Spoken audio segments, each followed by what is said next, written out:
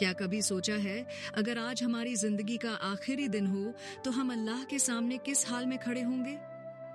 یہ سوال ہی ہمارے دل کو جھنجھوڑنے کے لیے کافی ہے۔ ہم سب گناہ کرتے ہیں، کبھی جان بوجھ کر، کبھی انجانے میں، لیکن کیا دروازہ بند ہو چکا ہے؟ نہیں، اللہ کی رحمت کی سب سے بڑی نشانی یہی ہے کہ توبہ کا دروازہ اب بھی کھلا ہے۔ سوال یہ ہے کہ کیا ہم اس دروازے پر دستک دینے کے لیے تیار ہیں؟ چلیے آج کی ویڈیو میں ہم اسی بارے میں جانیں گے۔ کیونکہ یہ رمضان کا مہینہ ہے، اس لیے پہلے یہ جانتے ہیں کہ رمضان کے معنی کیا ہیں۔ لغت میں رمضان کے معنی جلا دینے کے ہیں، یعنی یہ مہینہ خدا نے اس لیے بھیجا ہے تاکہ ہم اپنے گناہوں کو جلا دیں۔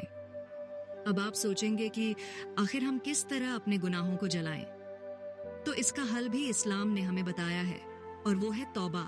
جی ہاں، جب ہم توبہ کرتے ہیں تو یہ ہمارا خدا کی بندگی کی طرف ہمارا پہلا قدم ہوتا ہے۔ توبہ اس حالت کو کہتے ہیں جس میں انسان اپنی شیطانی خواہشوں کے خلاف کھڑا ہو جاتا ہے اور ان کو ہرا کر خدائی کمال کی طرف لوٹتا ہے۔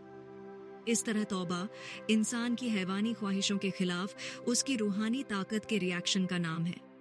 اب جب کہ ہمیں توبہ کا مطلب پتہ چل گیا ہے تو آخر ہم توبہ کس طرح کریں؟ ایک آدمی نے حضرت علی کے سامنے استغفار کیا۔ وہ بھی آپ کی اور ہماری طرح یہ سمجھتا تھا کہ زبان سے استغفار کہہ دینے سے توبہ ہو جاتی ہے۔ مولا علی نے اسے نصیحت کی اور فرمایا، کیا تمہیں معلوم ہے استغفار کیا ہے؟ استغفار بڑے انسانوں کا درجہ ہے۔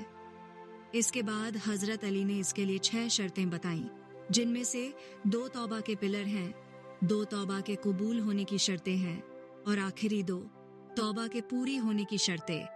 امام فرماتے ہیں، توبہ کا پہلا پلر گزرے ہوئے پر پچھتاوا، افسوس اور اندر کی تکلیف ہے۔ یعنی توبہ اس وقت صحیح توبہ ہے جب آپ اپنے کیے ہوئے گناہوں پر نظر ڈالیں تو آپ کو پچھتاوا اور افسوس ہو، آپ اپنے دل میں ایک تکلیف محسوس کریں اور خود سے کہیں کہ یہ میں نے کیا کر دیا۔ توبہ کا دوسرا پلر ایک پکا ارادہ ہے کہ اب گناہ نہیں کرنا ہے۔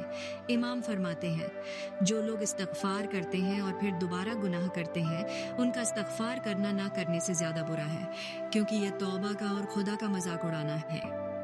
پھر امام فرماتے ہیں کہ توبہ کی 2 شرطیں ہیں۔ پہلی یہ کہ لوگوں کے حق کو لوٹایا جائے، کیونکہ خدا عادل ہے، وہ اپنے بندوں کے حق کو معاف نہیں کرتا۔ اگر آپ کے اوپر کسی کا حق ہے تو اسے ادا کریں۔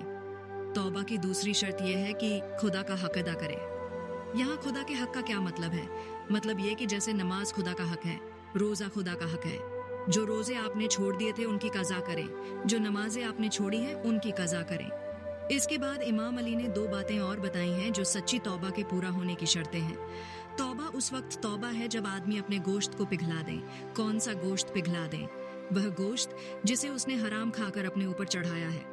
پھر مولا نے توبہ کی آخری شرط بیان کرتے ہوئے فرمایا، یہ بدن جس نے اتنے گناہوں کا مزہ اٹھایا ہے، اسے اللہ کی اطاعت کی تکلیف کا مزہ بھی چکھاؤ، یعنی اپنے آپ کو خدا کی عبادت میں ڈال دو، پھر چاہے وہ تمہارے بدن کے لیے سخت ہی کیوں نہ ہو۔ خدا کی مغفرت حاصل کرنے کے لیے اس کے واجب کیے گئے احکام کو پورا کرو، یہی توبہ کا اصلی مطلب ہے۔